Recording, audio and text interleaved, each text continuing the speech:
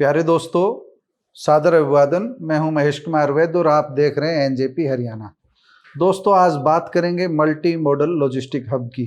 आप जानते हैं महेंद्रगढ़ जिले के नांगल चौधरी विधानसभा क्षेत्र के कुछ गांवों में, तलोट आदि कुछ गांवों में मल्टी मॉडल लॉजिस्टिक हब विकसित किया जा रहा है। पिछले कई सालों से इसकी चर्चा चल रही है। जमीन पर काम कम हुआ है, चर्चाएं ज्यादा हुई है, विवाद ज्यादा हुए हैं। कभी जमीन के विवाद हुए, कभी दूसरे विवाद सामने आए। सबसे पहले यह multi modal logistic hub Bawal क्षेत्र में विकसित होना था, रेवाड़ी जिले के बावल क्षेत्र में विकसित होना था। लेकिन विरोध हुआ किसानों का, तो सरकार ने डी नोटिफाई कर दिया था जमीन को। अधिसूचित की जा चुकी थी जमीन ली जा चुकी थी। लगभग 3000 एकड़ जमीन यहाँ पर अधिकृत की गई थी, लेकिन किसानों का भारी विरोध था। मनोहर सरकार जैसे ही सत्ता में आई 2014 में डी नोटिफाई कर दिया, किसानों की जमीन वापस दे दी। और इसके बाद नांगल चौधरी विधानसभा क्षेत्र में जमीन मिली सरकार को। और इस काम में डॉक्टर अभय सिंह यादव जो तत्कालीन विधायक थे, उनकी अहम भूमिका रही। दूसरे विधायकों ने भी उनका साथ दिया, दूसरे जनप्रतिनिधियों ने भी उनका साथ दिया। और तब के मुख्यमंत्री, तत्कालीन मुख्यमंत्री मनोहर लाल ने विशेष रुचि दिखाते हुए मल्टी मॉडल लॉजिस्टिक हब की जो परियोजना थी उसे नांगल चौधरी में विकसित करने का एक तरह से निर्णय लिया। लेकिन बीच बीच में कई रुकावटें आती रही। अब बड़ी खबर आई है, 1 जुलाई को मल्टी मॉडल लॉजिस्टिक हब यानी MMLH के बारे में बड़ी खबर ये आ रही है कि 1 जुलाई 2026 को ग्लोबल टेंडर ओपन होंगे। यानी कि इसके लिए वैश्विक स्तर पर टेंडर आमंत्रित किए जा चुके हैं। टेंडर आमंत्रित होने के साथ ही इसका प्रथम चरण का काम शुरू हो जाएगा। जो लोग ये सोच रहे हैं कि मामला सुप्रीम कोर्ट में है, जमीन का विवाद सुप्रीम कोर्ट में चल रहा है, ऐसे में काम की शुरुआत कैसे होगी, उनके लिए हम आपको बिल्कुल स्पष्टतया बता देते हैं कि दोनों मामलों को अलग अलग देखने की जरूरत है। लगभग 1200 एकड़ में मल्टी मॉडल लॉजिस्टिक हब पूरी तरह विकसित होना है। यह 3 चरणों में विकसित होना है। पहले चरण में लगभग 450 एकड़ में यह विकसित किया जाएगा। प्रथम चरण के लिए जो जमीन है 450 एकड़, उस पर किसी भी तरह का विवाद नहीं है।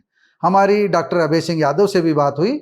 उनका कहना है कि 1050 एकड़ लगभग बता रहे हैं हम, 1049 हो सकती है, 1051 हो सकती है, 10-20 एकड़ ज़्यादा कम हो सकती है।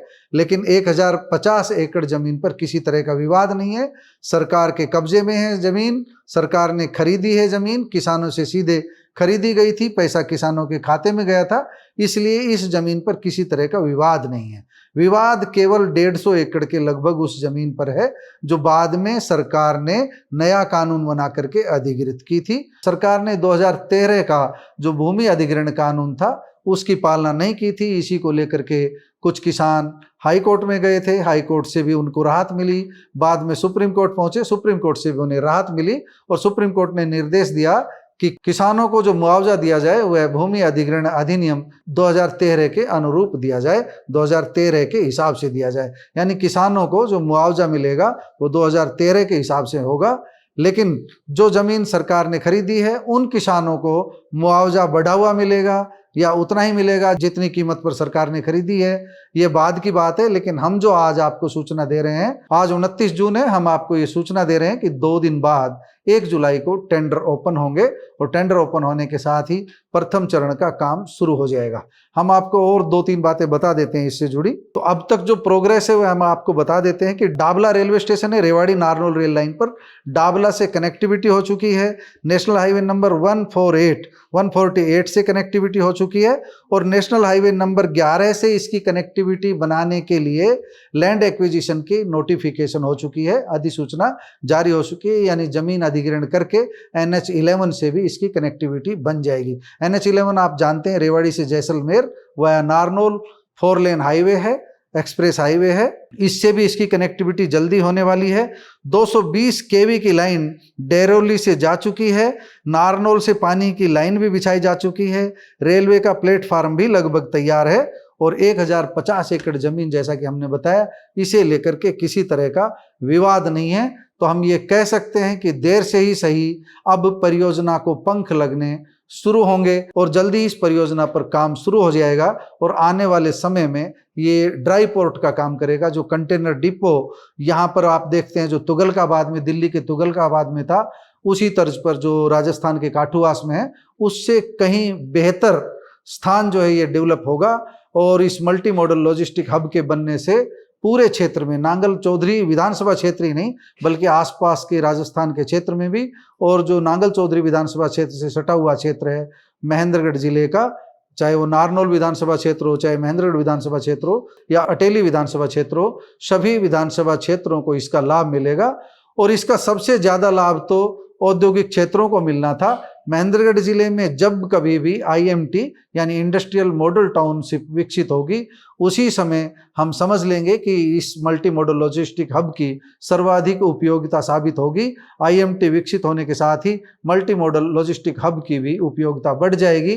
फिलहाल हम ये कह सकते हैं क्योंकि औद्योगिक क्षेत्र दूर है, बावल IMT भी दूर है और उधर राजस्थान के नीमराना बहरोड औद्योगिक क्षेत्र भी थोड़े से दूर हैं। उद्यमी बिल्कुल निकट चाहते हैं, लेकिन जैसे जैसे उद्योगों का विस्तार हो रहा है वैसे वैसे हम ये समझ सकते हैं कि ओपन क्षेत्र में, खुले क्षेत्र में, नांगल चौधरी में, जहां पर मल्टी मॉडल लॉजिस्टिक हब विकसित किया जा रहा है, आने वाले समय में हम सभी कहेंगे कि अच्छी जगह साबित हुई।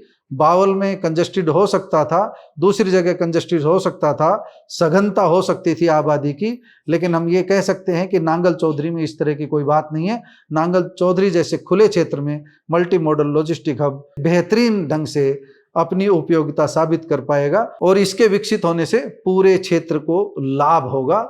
औद्योगिक क्रांति की जो हम बात कर रहे हैं वह तब आएगी जब IMT महेंद्रगढ़ जिले में विकसित होगी।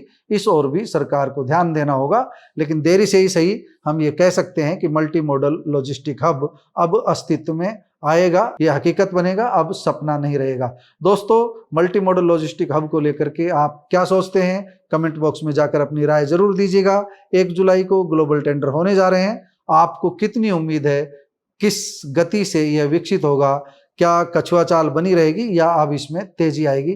आपकी राय हमारे लिए महत्वपूर्ण है। आपकी आलोचना और तारीफ दोनों का स्वागत करेंगे। नमस्कार, धन्यवाद।